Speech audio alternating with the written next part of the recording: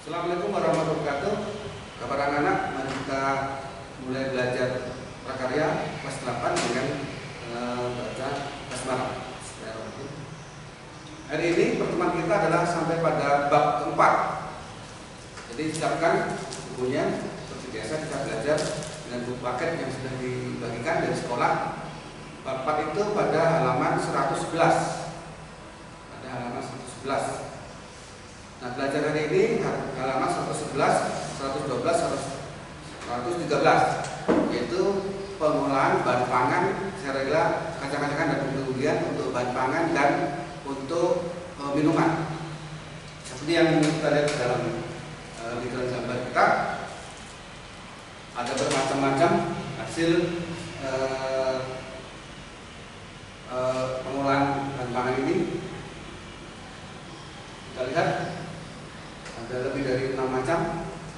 Kita tahu bahwa negara Indonesia negara agraris, negara yang subur, wilayahnya luas, dan mayoritas penduduk itu berada di daerah pedesaan, sehingga bermata pencarian sebagai tani atau perkebunan.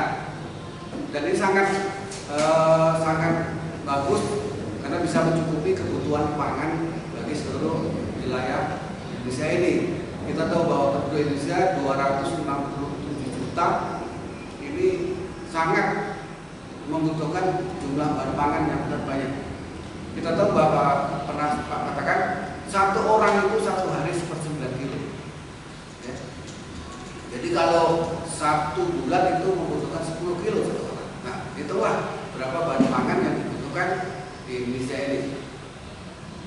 Dalam kelompok tanam-tanaman ini ada 3 kelompok seperti yang bisa kita lihat, yaitu kelompok serelia, kelompok kacang-kacangan, dan kelompok umbi-umbian. Ya, perhatikan pada halaman 113, kelompok serelia. Ini ada kelompok serelia ya, yang berupa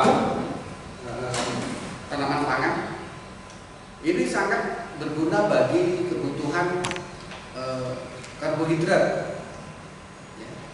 Kan dari kelompok serelia ini ada padi, ya, ada sorghum, ada gandum. Nah, ini mencukupi kebutuhan karbohidrat kita.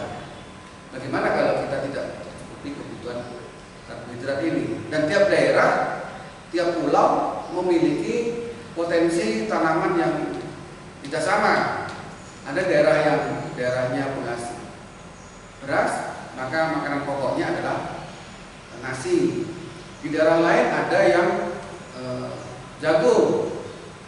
Di daerah Jawa Timur, Madura itu daerahnya penghasil jagung, maka makan pokoknya adalah jagung. Kemudian ada yang sagu. Di wilayah Indonesia Timur itu baik sekali ditanam pohon sagu, sehingga makan pokoknya dalam kebutuhan karbohidrat adalah sagu. Sedangkan untuk kelompok kacang-kacangan ini berhubungan dengan kebutuhan protein, juga ada sayur, kita lihat ada kacang panjang, ada kol. Nah, ini adalah tanaman yang sangat tergantung pada kondisi geografis wilayahnya. Ada tanaman dataran rendah, ada pula tanaman dataran tinggi. Nah, ini sebagai pelengkap di Indonesia itu bahwa sayuran bermacam-macam karena kebutuhan protein, kebutuhan vitamin berbeda-beda, maka bisa banyak pilihan. Coba saja kalian kalau pas belanja ke pasar atau ke supermarket itu akan bermacam-macam aneka sayuran. Jadi sangat banyak. Selain bisa untuk kebutuhan dalam negeri, dan ternyata sekarang sayur Indonesia sudah diekspor ke Singapura, ke Brunei, ke Malaysia, yang negara-negara memang tidak menitik beratkan pada sektor pertanian. Sedangkan Indonesia ini kita tahu adalah negara agraris. Kita bisa ekspor bermacam-macam hasil pertanian, juga buah-buahan. Kemudian kelompok umbi-umbian. Ini kelompok yang ketiga, nomor 1 tadi kelompok serelia, kedua kelompok kacang-kacangan, dan yang ketiga adalah kelompok umbi-umbian. Ini banyak umbi yang tertanam di tanah Indonesia ini, di seluruh wilayah Indonesia. Di tanah-tanah subur Indonesia ini sebagian besar ada umbi-umbian yang memang sangat berguna. Selain untuk mencukupi kebutuhan karbohidrat, juga unsur-unsur unsur gula yang terkandung dalam karbohidrat tersebut. Misalnya ubi rambat atau ketela, atau yang terkenal di Palembang ini atau di daerah adalah ada ubi cilembu. Ini memang dari daerah sana. Ini diekspor sekarang karena untuk mencukupi kebutuhan luar negeri. Jadi ubi cilembu ini dipanggang, dipanggang, diopen, kemudian matang, dikupas, kemudian divakum biar bebas bakteri, kemudian diekspor ke Korea. Nah, orang Korea itu daerah yang dingin, iklimnya dingin. Kalau mengkonsumsi ubi ini, badan bisa tahan terhadap udara dingin. Seperti juga di daerah Papua. Di daerah Papua itu banyak yang mengkonsumsi umbi-umbian, terutama umbi jalar ini, karena di sana adalah banyak penduduk atau suku-suku yang tinggal di daerah pegunungan, yang mana pakaiannya tidak seperti yang dilakukan oleh orang-orang Eropa. Orang pakai jaket, pakai jas. Dia tidak pakai pakaian yang biasa saja, tapi dia tahan karena terbiasa mengkonsumsi umbi-umbian. Inilah yang perlu kita ketahui dari tanaman-tanaman yang ada di Indonesia itu mempunyai manfaat yang besar sebagai tanaman pokok yang mencukupi kebutuhan dari seluruh rakyat Indonesia.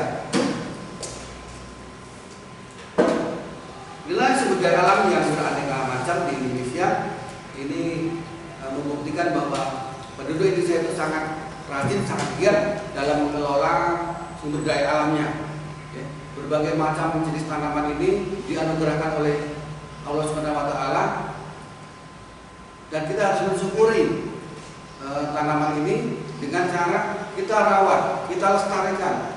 Jangan kita mengambil terus seluruh umbi-umbian yang ada di tanam Indonesia ini, tapi juga kita menanam lagi, biar pada waktunya nanti tidak akan habis, dan kita jaga kesuburan tanah di Indonesia ini agar tanah bisa ditanami kelompok-kelompok tumbuhan ini seperti yang kita sebutkan tadi yang ada dalam gambar. Itu ada brokoli, ada tomat, ada kacang, ada timun, ada jagung, dan berbagai macam yang sangat dibutuhkan oleh masyarakat. Mempunyai nilai yang tinggi, nilai gizi yang tinggi, nilai ekonomi yang tinggi, sehingga dari aktivitas pertanian perkebunan ini bisa menyerap tenaga kerja, mendatangkan kegiatan ekonomi, bisa menjadi devisa negara. Itu saja pertemuan kita pada hari ini. Nanti kita tambahkan pada bagian berikutnya. Jangan lupa nanti ada tugas yang harus dikumpulkan. Sekian, tetap semangat, tetap bisa bekerja, tetap bisa belajar agar kita bisa menjadi siswa yang berprestasi. Sekian, assalamualaikum warahmatullahi wabarakatuh.